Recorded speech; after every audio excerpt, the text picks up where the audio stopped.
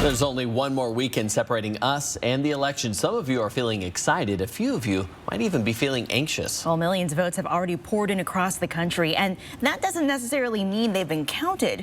Now, when these are counted, that is key to when we'll get the results. We explain in For the People. 77 million ballots and counting are part of a historic turnout in voting, but don't bother staying up all night on November 3rd. This voting surge means we could be waiting for results a little longer, and that's for a number of reasons.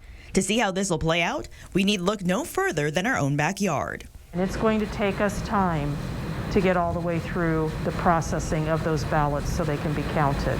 This will be the 6th presidential election for Spokane County Auditor Vicki Dalton. She says the elections office is expecting lots of last-minute ballots. That means that we're going to have a lot of ballots turned in on Tuesday and ballots that come to us in the mail on Wednesday, the day after election. The increase in ballots has Washington preparing to tabulate votes for days, and this is a state that's used to vote by mail. Many other states are embracing the voting option for the first time. When it comes to the rest of the country, each state has their own rules when it comes to when they can even count ballots. For a good chunk of the U.S., that won't even start until after polls close on Election Day. In Idaho, the legislature just changed their law to start processing ballots before Election Day, and they'll have to handle in-person voting as well.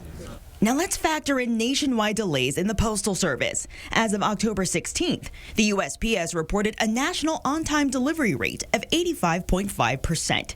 Postal districts and many presidential battleground states failed to even hit that mark. And speaking of those key states, as of today, millions of mail-in ballots have yet to be returned. According to the New York Times, only 8 states expect to have at least 98% of unofficial results reported by noon the day after the election.